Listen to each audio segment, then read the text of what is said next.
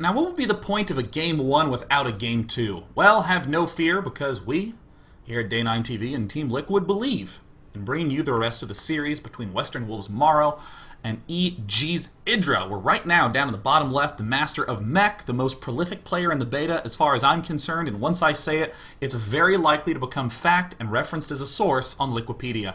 In the bottom left, it is Western Wolves' MorroW.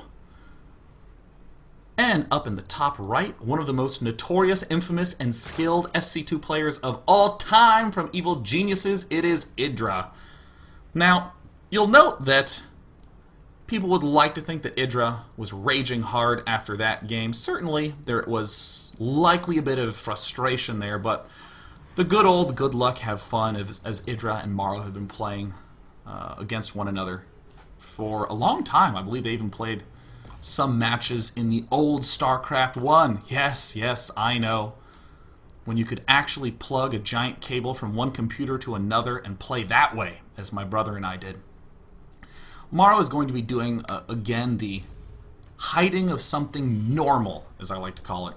He's just going to do a normal early expand build, maybe trick his opponent into thinking that he is proxy barracksing and force an early pool, but generally not. This is a tremendous risk against these 10-pool plays that Startail Life have been doing. However, MorroW is not playing against Startail Life. He's playing against Idra, who's pretty straightforward with his plays, but not weak. I'm not implying that the predictability of Idra's openings are somehow bad. It's these sorts of moves that make Idra really awesome.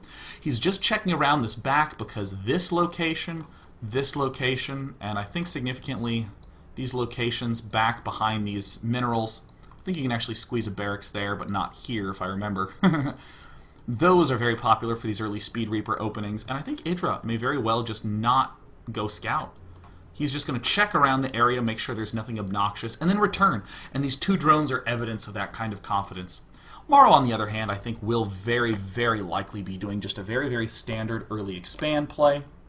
Super solid on this map, no real reason not to.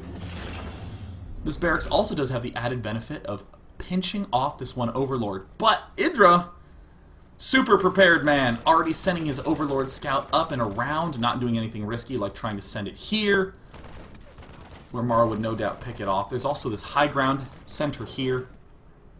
Kind of cool. I know many people like to say that Idra does the exact same thing every game with little to no deviation, but it's this kind of adaptability that we see, knowing that there's a high ground center there to retreat to, using that to send the drone scout in to get the scout, to get the critical bit of information that he needs. Really nice plays from Idra thus far. MorroW now going for the double gas, which is basically what Terrans do, because no reason not to get gas. No one likes the Beano Terran, because, you know, the Terrans get absolutely no gas. Idra going to be going for the standard 4-queen play. On this map, I actually like that quite a bit more. We've been seeing some of the struggles on Idra's stream against the Hellbat pressure, Hellbat drops, early mine pressure. Being a little bit more cautious with the expands and getting the Roach Warren timing at the time he did. Ways to abate that. Overlord's continuing to scout. All that good stuff. Idra continuing to sort of sneak around from all the angles that he can. Where did that original Overlord go? Did he end up losing it? No, there it is. Ah, I found him. He's way off in the corner, off site of my minimap. You know, continued play into mech. Now, on this map, I'm actually not as big a fan of mech, given that it's so easy to counterattack. Just so incredibly easy. I mean, we saw MorroW kind of do this cool wrap-arounding of expands. You could do the same thing, planting 2 planetary fortresses here and rallying up in mid, and then snaking your way to this top left and eventually this top right. In fact, sometimes it can be useful to take this as a 4th and then move up and take this as a 5th with mech, taking this as a 6th. That way you can begin the planetary fortress construction here and still have a lockdown on the center of the map. Wow, very fast 3rd command center from MorroW. But I do prefer Marauder Medevac a little bit more. It's so strong to control this watchtower and then to hook up with those emergency thrusters, do the drops in the main, do the harass drops down here, do the Marine King Prime style tankless Terran, just going for the pure Marine Marauder. Oh, the Zerglings get in! Really stretching the utility. of those Lings out as much as possible. Will there be any losses? Good. Oh, loses one. Some nice attempted micro by MorroW, but it looks like it will not be enough. Ugh, the Zerglings get up into the main, critically see the starport. So they know everything that's going on right now. Roach Warren, the answer from Idra. 1. Is there a second evolution chamber lurking about? I think those are the best 4 Lings I've ever made. I think that's fair. I have no qualms with that statement from Idra. Now, there is this sort of weird thing we've been seeing some players do, which is to go Marauder, Widowmine, Viking. Is that what's going to be going down? Is it just going to be a single Viking? What is going to be going down? And is there going to be a swap-a-roop-a-doo? Who knows? 2 Hellions join 2 other Hellions to begin controlling the map. And I like this addition of a couple of mines. Throwing the Widow mines down, we can move forward with the Hellions and then lock off movement here with the mines, bait a couple of Queens and or Lings back. MorroW's just going to try to make a brief poke, pick off some of these drones. With mech, it's not as essential to have complete and total map control in the way it is if you're going for Marine Marauder. So MorroW's going to do a little bit of damage, accept those as acceptable losses. And in that unit count, 57 to 43. Checking on the workers killed count, it's been only 5, not a lot. Mines to kill overlords feels like a waste, but they recharge. MorroW now taking his 3rd. Now, in terms of the Zerg sort of future goals that we've seen, going for Mutalisks on a map like this is one of the same sort of logics as to why I like going for Marine Marauder Medevac on this map. Big, wide open spaces, very fast Mutalisks. I mean, they've been given just so freaking much speed. 11 hit points. So much additional speed that they have a lot more maneuverability. 1 mine being placed up top. Is there another mine location? Is there like a mine finder? Well, you know, the V button to give me vision of MorroW is very next to the B button that lets me rewind. Looks like just the control of the watchtowers is what he's going to be going for. And I mean, really standard response from both players. If I'm not seeing any aggression, I'm just going to expand. And Idra could actually very easily take another base right around now, actually opting to take 1 in his main first, getting the macro hatch up, does have those 2 roaches, and now that he's controlling the Xel'Naga watchtower, this is a perfect moment to go Hive and mass Roach Hydra Blinding Cloud, or just Roach Blinding Cloud with the Viper. Ooh, Ventral Sacs. Yeah, same sort of thing. Anything that ramps up the aggression in this key build-up time for MorroW. MorroW right now is going to be harassing, hoping to have map control with these mines.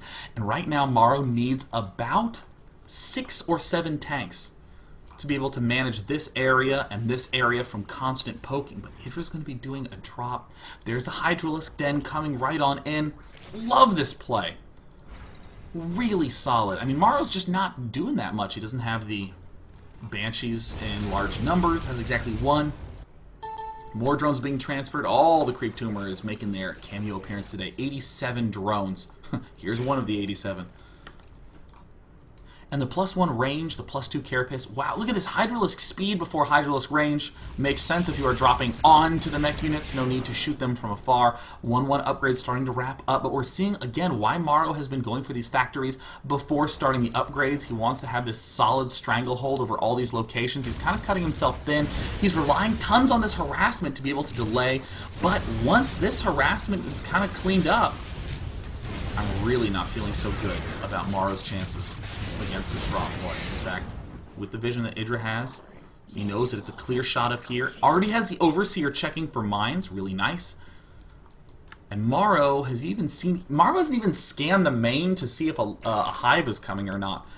Right around now, right around 13 to 14 minutes, is an excellent time to do the scan and say, wait a minute, I'm not seeing any attempt to go Hive Tech. You and most other Zergs would be wanting to go Hive Tech. You are either bad, or you're going for some sort of aggression. And given that Idra is unlikely to fall into the bad category, being a top Grandmaster, he's probably doing something like this pressure. Wow, and following it up with Locust. Really cool, he's going to be hitting at multiple locations at once. The other multiple location being the side at the north, but It's a little bit undefended. MorroW's actually intending on taking this expansion and moving out, and it's going to be at the worst possible time for him. Idra's timing this attack really, really nicely. Already beginning to move up north with a small force. At this moment, MorroW is going to be moving forward, sieging up, taking the center, and it's the worst possible time to move out. Oh, the Hellions spot the huge drop coming. There's a couple of missile turrets, but they're shooting empty overlords.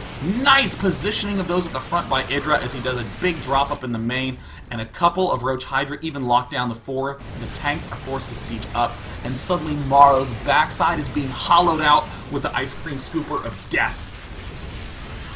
Roach, Hydra, drop. Now we have 5 Swarm Hosts en route to help bolster the strength of this attack by hitting at the other side. Blue Flame gets taken down. Some of these tanks manage to deal enough damage to annihilate this force. In fact, over at the Units Lost tab, we see that Idra is still managing to cause more to be lost for the Terran side, even though Mech is considered to be one of the most efficient mixtures in the game. I mean, there's just too many angles to cover, and right now the main is still taking damage. A little burrow tech wouldn't have hurt so much, but honestly, who needs burrow tech when you're doing this? Idra just storming the front, 1-4, will it be enough against the target fire of all the roaches? Absolutely not. Tank siege up on the high ground, immediately annihilating that force of Roach Hydra, but at what cost? We see more turrets being constructed. Will there be a sensor tower in addition to that? Really needs to be the next adjustment that MorroW makes for the next game. Can he cover that back? Now we're seeing the Swarm Host step in. Haven't really gotten a chance to see a lot of Swarm Hosts versus Mech. Idra giving us a nice introductory demonstration. 9 Swarm Hosts in total hitting from both sides, stepping right on in. Even as they go into Hellbat mode, not really the best at staying alive against that many Locusts. Now we have the Siege Tanks. Should be ideal against the Swarm Host in this position, but right now there's nothing else covering the Siege Tanks. And here comes round number 2 of the Locusts. Hatch, and now they're starting to sprint forward, and Idra, who's known for long-term late-game play, almost always wanting to win with Infestor Broodlord, would prefer to delay the game and get more bases, is showing us an entirely new style of aggression, dropping in the main, and then following up with the Swarm Host. Very sexy, very slick. Hive Tech has not even been started, likely doesn't even need to be started, as this amount of pressure is pretty much going to be too hard for MorroW to deal with unless he decides to lift and retreat. More orbital commands coming up. We see some mines popping out, lots of reactors, Hellbats being produced in big numbers, but Swarm Host Hydra, I mean the Locust with the Hydra range at the backside, everything now at 2-2 upgrades, 14 damage a shot from the Locust. Even though they only have range 3, there's still so many of them, and there's the target fire on the orbital command trying to be repaired. It's in red, and see you later, it's good game. Idra ties the series up. It is now 1-1. MorroW does have incredible mech play, but he needs to have solid defense because there's just so many ways that Zerg can attack in the mid-game now. Especially the classic Hydra drop at the backside. MorroW just did not have enough pre-spotting. Stay tuned because game number 3 coming up. Only one of these players will advance to the semifinals, which makes sense because it's a best of 3. But still, tension is happening. So stay tuned, because when we come back, the final game decides who goes to the semifinals.